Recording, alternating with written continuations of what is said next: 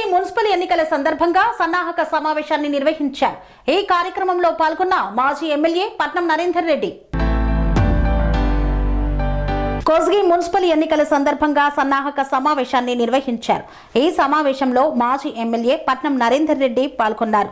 ముఖ్యమంత్రి అయిన సొంత నియోజకవర్గ రైతుల బాధలు పట్టించుకొని రేవంత్ రెడ్డి కొడంగల్ నియోజకవర్గం ఎప్పటికీ అభివృద్ధికి నోచుకోలేదన్నారు. ముఖ్యమంత్రి నియోజకవర్గం అయినా కూడా శంకుస్థాపనకు తప్ప పనులకు నోచుకోవడం లేదన్నారు. ముఖ్యమంత్రి సొంత నియోజకవర్గమైన కొడంగల్లో కొడంగల్ కొస్గి మున్సిపల్లో మంచిగా ఉన్న డ్రైన్స్ సీసీ రోడ్లను తీసేసి కొత్త రోడ్లు వేస్తున్నారు. ప్రజల యొక్క ధనాన్ని దండుకోవాలని, ఇది మొత్తం మా చేతుల్లో ఉంది, మా జేబులు నిండాలనే దురుద్దేశంతో అభివృద్ధి అనే పేరుతో ఎవరికి వారే ప్రజాధనాన్ని దండుకుంటున్నారన్నారు. 2.5 సంవత్సరాలుగా ఏ ఒక్క అభివృద్ధి పని చేయక శంకుస్థాపనలతో కాలం గడుపుతున్నారు. కొస్గి కొడంగల్ మున్సిపల్లకు ప్రత్యేక నిధులు కేటాయించి ఎంతో అభివృద్ధి చేయాల్సింది పోయి కాలం గడుపుతూ ప్రజలను మభ్యపెడుతున్నారు. రేవంత్ రెడ్డి రాబోయే ఎన్నికల్లో మున్సిపల్ కొస్గి కొడంగల్ నుండి రేవంత్ రెడ్డికి బుద్ధి చెప్పాలని మాజీ ఎమ్మెల్యే పట్నం నరేందర్ రెడ్డి పిలుపునిచ్చారు. ఈ కార్యక్రమంలో మండల మున్సిపల్ నాయకులు, కార్యకర్తలు, బీఆర్ఎస్ కార్యకర్తలు తదితరులు పాల్గొన్నారు.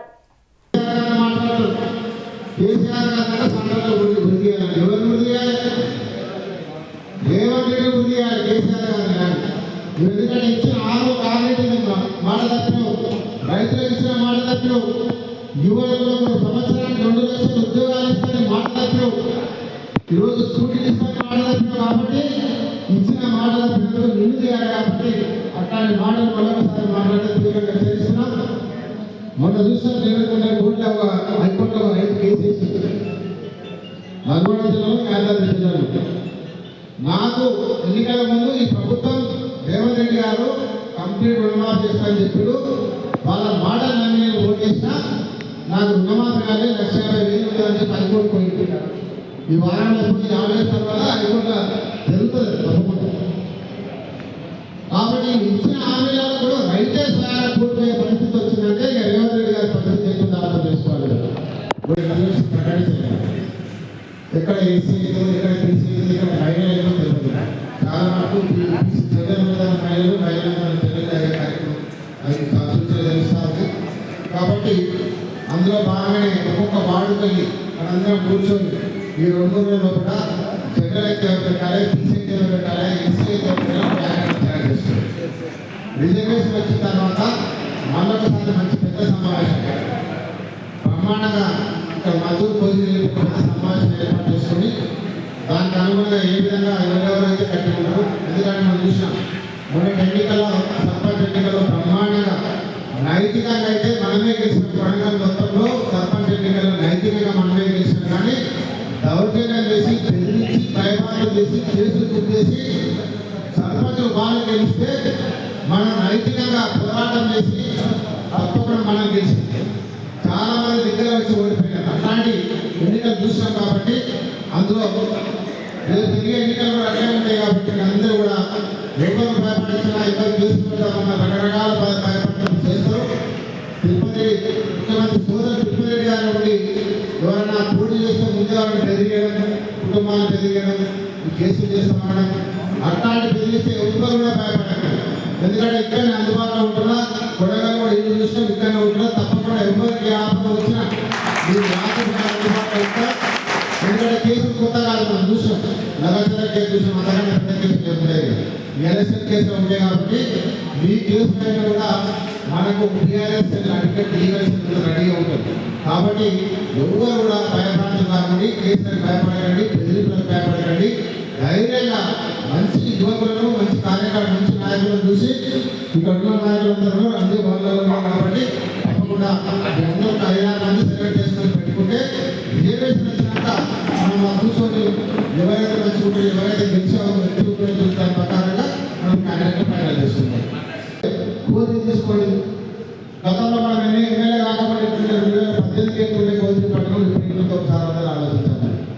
గతంలో నేను ఎమ్మెల్యే కాకముందు నేను ప్రచారం తిరిగినప్పుడు పెద్ద పెద్ద మోరీ, పందులు, దోమలు, చిన్న బైక్ ఒక పెద్ద మనిషి నడవడానికి కూడా ఇబ్బందులు ఉంటాయి. ఒక బైక్ కూడా బండి కూడా పోయే పరిస్థితి. అట్లాంటి కూడా కోసి మున్సిపాలిటీని గ్రామ పంచాయతీ ఉంటే దాన్ని మున్సిపల్గా మార్చి 100 కోట్లు లైట్ వేసినాం, రోడ్లు వేసినాం, బ్రహ్మాండంగా పోయి కంప్లీట్ చేసినాం. అదే కాకుండా 50 పడకల హాస్పిటల్ కట్టినా. ఇప్పుడే హాస్పిటల్ పోయేసిన మా మూడు ఆపరేషన్ చేసి పోతే అక్కడ డాక్టర్లు లేరు, మందులు లేవు. దాన్ని 50 పడకలకి 30 పడకలు చేశారు. ఇంతకన్నా సిగ్గుమాన కార్యాలయం తెలియ ఉంటుందా? మనం ఉన్నప్పుడు 50 పడకల హాస్పిటల్ చేస్తే ముఖ్యమంత్రి వచ్చినాక దాన్ని 30 పడకలు మార్చాక వాళ్ళ జీతాలన్నీ తక్కువ చేసేసి ఎంత తక్కువ దాని జీతాలను అడిగితే పారిశుద్ధ కార్మికులది మనం వచ్చినప్పుడు 11,000 ఇస్తే 6,000 ఇస్తున్నారు. ఇంకెందుకు తక్కువ చేశారంటే హాస్పిటల్ స్థాయి తగ్గించారంట, 30 పడకలు చేశారంటే అందుకే ఇస్తున్నారని చెప్తాను. దాని మీద ఉన్న పోరాటం చేయాల్సి ఉన్నది. ఎందుకంటే 50 పడకలు తీసుకొని 30 పడకలు ఎందుకు చేశారో తప్పకుండా దాని మీద ఉద్యమం చేద్దాం. రోజులు అవుతారు. అదే కాకుండా ఈరోజు హాస్పిటల్ కట్టాం. ఇప్పుడే చెప్పిండ్రు సయ్యద్పాడ దర్గా కాడికి వెళ్ళి ఏపీకే పంచనాల దాకా 8 కోట్లతో మందులు చేసి వచ్చాం మనం రోజు. దాన్ని ఇప్పటిదాకా ఇంకా పనులు చేస్తే మనం చేస్తే కానీ ఇంకా ఇప్పటిదాకా అక్కడ కార్యక్రమం జరగలేదు. 2 నెలలు అవుతుంది. ఆ రోజు ఇంకా కంప్లీట్ చేయడానికి శాతం అవుతుంది. కాంగ్రెస్ సన్యాసులకు ఆ వర్క్ చేయడం కూడా శాతం లేదు. కాలేజీలో తీసుకొస్తే ఇక్కడ ఉన్న కాలేజీలను తీసుకుపోయి అక్కడ పెట్టారు. కాబట్టి రేపు మున్సిపాలిటీలో తప్పకుండా బుద్ధి చెప్పాలి. ఓట్లోనే మనం బుద్ధి చెప్పాలని మంచి యువకులను కొత్త క్యాండిడేట్లను తీసుకుందాం.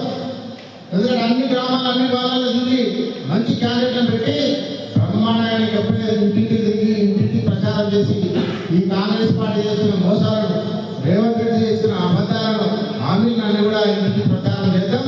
తప్పకుండా అందరూ కూడా గెలిపించుకుందాం. ఎన్నికల ముందు ఏం చెప్పాడు రేవంత్ రెడ్డి గారు?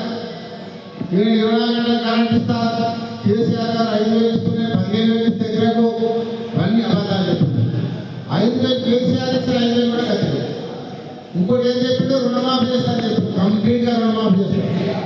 కనీసం అన్న కొడంగల్ నుంచి రైతులు కానీ ప్రజలు కానీ ఓట్లేసి గెలిపించారు కదా, కనీసం కొడంగల్ రైతులు రుణం తీసుకోండి కానీ నువ్వు కంప్లీట్ కొడంగల్ రైతుల రుణమాఫీ చేయాలి. తెలంగాణ చేయాలి కానీ కనీసం అన్న కొడంగల్ రైతుల కన్నా కంప్లీట్ రుణమాఫీ.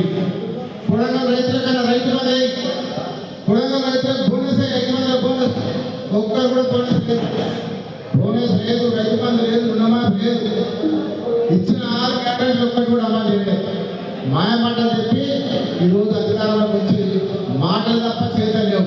కాబట్టి ఇవన్నీ కూడా ప్రజలకు తీసుకుపోయి తప్పకుండా రేపు మున్సిపల్ ఎన్నికల్లో రోజులో బ్రహ్మాండంగా టీఆర్ఎస్ పార్టీ ఎన్నికైతామని చెప్పి అందరూ కూడా తెలియజేస్తున్నాం. బ్రహ్మాండమైన హైవే రోడ్డు బూత్ బూత్కెళ్ళి శిక్షణ దాకా కేసీఆర్ గారితో మాట్లాడి నితిన్ గడ్కరీ నిర్వహించి పెద్ద శ్రీనివాసరావు గారు మంత్రిగా ఉంటే మేము ఇద్దరు కేసీఆర్ నిర్వహించి బ్రహ్మాండ నేషనల్ భారత మాత మంజూరైంది. గతంలో కొద్ది పట్టణ పెట్టుండే పెట్టుండే నేను ఎమ్మెల్యే ఉన్నప్పుడే అన్ని కబ్జాలు ఉండే కొద్ది కావాలంతా మొత్తం కాంగ్రెస్ స్థాయిలో ఉండే. ఒకటే రోజు రాత్రాది మొత్తం బలపడుతుంది రోడంతా వెడలు తీసుకుంటే బ్రహ్మాండంగా రోజు కొద్ది పట్టణం ఒక అందరం వచ్చింది. హైవే మన టౌన్లోకి తీసుకపోతే ఆ రోడ్డు మనమే చేసినాం, సయ్యద్పాడ రోడ్ మనమే చేసినాం, హాస్పిటల్ మనమే కట్టాం. ఈరోజు బ్రహ్మాండంగా ఒక పార్క్ చేసినాం, ఒక క్రికెట్ ఇండోర్ స్టేడియం చేసినాం, కూరగాయల మార్కెట్ కట్టినాం. ఇట్లా చెప్పుకుంటూ పోతే ఈరోజు అనుమానం రోడ్ తీసుకోండి, మాసేపల్లి రోడ్ తీసుకోండి, నాసంపల్లి రోడ్ తీసుకోండి, తిమ్మాయపల్లి రోడ్ తీసుకోండి.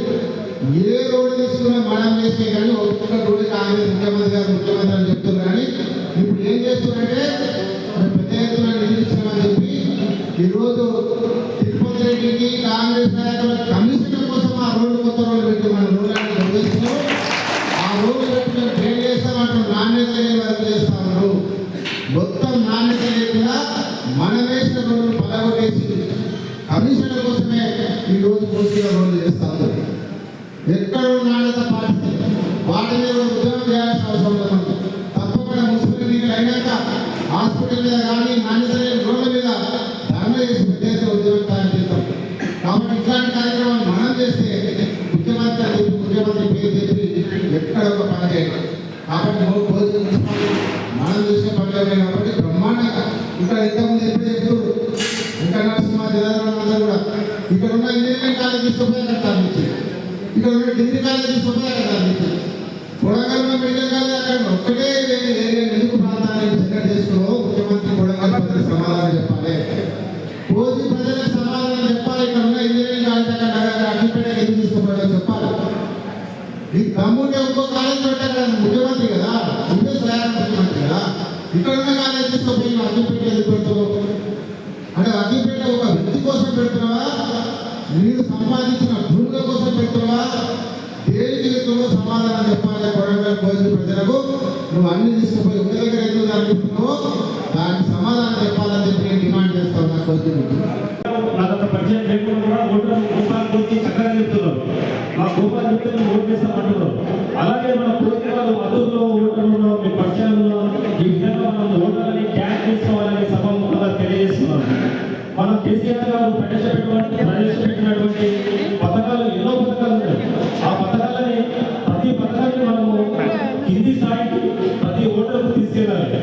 ముఖ్యంగా మన పట్నం నరేంద్ర రెడ్డి గారు వారి పీరియడ్లో ఆయన చేసిన అభివృద్ధి మనం మాట్లాడతలేము. ఎగ్జాంపుల్గా చెప్పాలంటే మా కోసి పట్టణంలో ఆయన చేసిన అభివృద్ధి ఉంది. ఇప్పుడు కోసి హాస్పిటల్ నుంచి సైడ్పాడ్ దగ్గర వరకు చేసిన రోడ్ని వాళ్ళు నిర్దేశమని చెప్పుకుంటున్నారు. వాళ్ళకు ఇంతకన్నా సిగ్గు ఉండాలి. రోడ్ ఎవరేసిందో నిర్దేశమని చెప్తారు. టీఆర్ఎస్ ప్రభుత్వంలో అభివృద్ధి అయిన పనులని నివేశనం అని అంటున్నారు. ఇటువంటి విషయాలు ఎన్నో ఉన్నాయి. ఈ గ్రామాల్లో కూడా చెప్తున్నారు. ఇటువంటి విషయాలు మనం స్వామి బోధానంద గోసేవ ఆశ్రమం సైథాపూర్. జ్యోతిష్యం, వాస్తుశాస్త్రం మన పూర్వీకులు మనకిచ్చిన వరం. దుర్గాదేవి, కాలభైరవ ఉపాసనతో వాక్సిద్ధి పొందిన శ్రీ శ్రీ బోధానందగిరి స్వామివారు మీకు ఎలాంటి సమస్యలున్నా, వాటిలో ముఖ్యంగా ధన నష్టం, ఆరోగ్య నష్టం, భార్యాభర్తల మధ్య గొడవలు, ప్రేమించుకున్న వారు దూరం అవడం, ఎన్ని సంబంధాలు వచ్చినా పెళ్లి ముడి పడకపోవడం, రోడ్డు ప్రమాదాలు, అప్పుల బాధలు, వ్యవసాయంలో నష్టాలు, పెద్దల మాట పిల్లలు వినకపోవడం, ఆరోగ్య శాంతి, గృహశాంతి, మనశ్శాంతి లేకపోవడం, ఇలాంటి సమస్యలు ఉన్నట్లయితే ఒక్కసారి స్వామీజీని కలవండి. మీ సమస్యలకు తగిన పరిష్కారాన్ని పొందండి. అంతేకాక అన్ని రకాల వ్యాధులకు గోపంచకవ్య మరియు మూలికా వైద్యం చేయబడును. నమ్మకంతో రండి, ఆయురారోగ్యాలతో వర్ధిల్లండి. మా అడ్రస్ స్వామి బోధానంద గోసేవ ఆశ్రమం, సైథాపూర్, వీరభద్రస్వామి గుడి దగ్గర, యాదగిరిగుట్ట. సంప్రదించవలసిన నెంబర్ 9849213754 మరియు 9618034138.